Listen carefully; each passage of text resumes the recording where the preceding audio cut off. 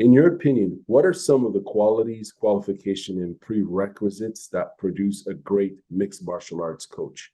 Also, if possible, can you give us a general summary of the different profiles and types of individuals that are currently coaching in MMA? I know you mentioned some already, but I'm just curious to know in terms of combat sports background, level of education, and sports sciences and related fields, and interest in continuous professional development.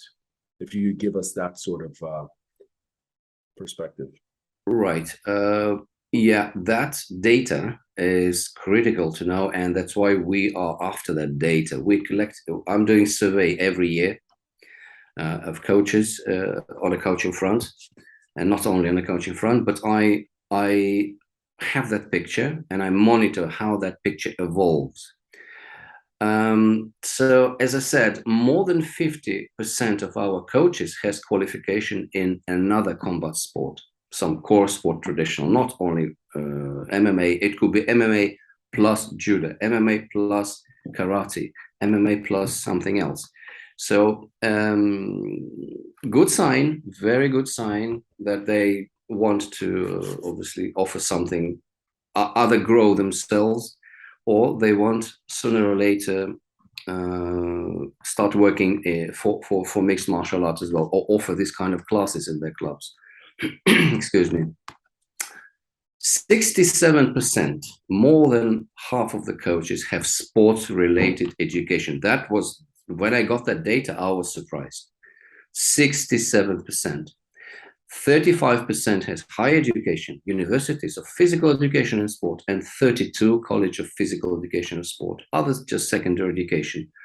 But it's more than half. It's amazing data. It means that the people want to learn. They want to learn. They want to get that deep knowledge about how to train people, because it's really serious task. I often compare the coach to the doctor. You know, you can't start any surgery without understanding what is obviously inside. You need to know, and because you can either damage the athlete in the long term. He may start, feeling arthritis or whatever, damaged bones after, when he's in the late 40s and 50s. Or you can do everything smooth and correct. That's why guys are really taking it seriously. They're taking their occupation seriously. I love it. I agree. 15-20% of all our certified coaches declared that they have personal trainers qualification, which means they're even more deep into the subject of development of different physical qualities. So normally what happened, the former athlete or the athlete which is still active, to support his day-to-day living, he starts doing some personal or one-to-one training. That's one way to step into coaching, but we don't have enough data to say how successful is that and how systematic is that, and maybe it's just incidental data, but it takes place. Interesting, 9% of all certified coaches are females. Also very interesting trends, which telling us that it's not the men's game. And, sorry, did you say 90%? 9%. 9%. Okay. 9%. So one of 10, literally one of 10 coaches is a female, which is great. Then average year, as I mentioned earlier, is 39-40 years. That slightly rings the bell for us. There are not enough young coaches, which means we will be struggling with reteaching the old dogs, teaching them new tricks, as Carl is saying. As I said, the guy in his 40s trying to teach 5-year-old kids is almost a conflict of generation. Oh, well, wow. Which all of us having at home, daily. Right. That's interesting. Yeah. And and he has to change everything. Right. everything, starting from, being more, running the class more intensively, having in his part of his ammunition methods of resetting the attention of the class. It's these days more not, not like, well, let me teach you low kick, come on, or some, back take. No. Whether you manage the class and keep them fully engaged for 1 hour or 45 minutes, or you lost it. This or that, there's no anything else. We're telling our coaches, guys, you step in the game, you step on the mat, you step in the gym, don't expect a second of rest. Every second, your brain will be now exploding. You will be multitasking.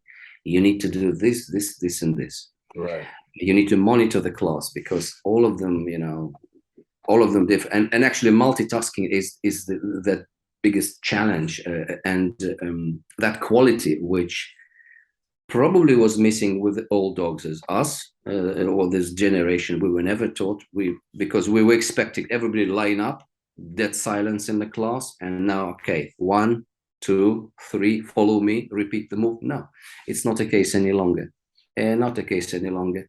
So coach needs to be prepared for multitasking, literally to run 2, 3, 4, 5 programs in one class for 2, 3, 4, 5 different groups of students, because mixed abilities class is what is happening right now. The classes are most mixed in their abilities. Ask any coach, he would say it's a disaster. One is tall, one is short, one is capable of doing forward roll, another is not.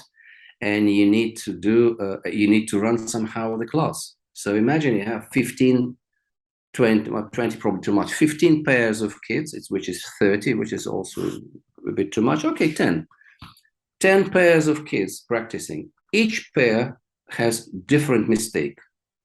You ask them to do some exercise or some technique, and now in front of you, 10 different mistakes. You need to see them, and you need to start walking around the gym, address everyone in a most short, informative, and sharp instruction, not turning into a talk show. Otherwise, you lose the class. Right. So you need to say, you have 2 seconds to say what you want to say to this kid. For example, well, watch the balance on the rear leg, move to another one. You screen them, you identify mistake, you need to formulate what instructions, you need to spit it out.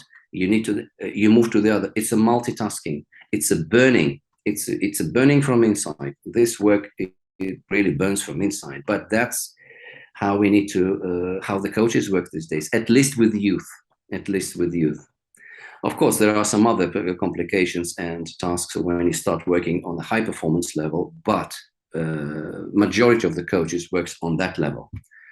So I do believe that is a quality of being able for multitasking, and of course is important or critical, and of course the ability to see the big picture. You need to immediately, as you scan the pair of kids, you need to identify the mistake, retrospectively come back to the point when that mistake when that biomechanical error appeared, how he picked it up, why, suggest the exercise, and move on. It's a task. It's a hell of a task.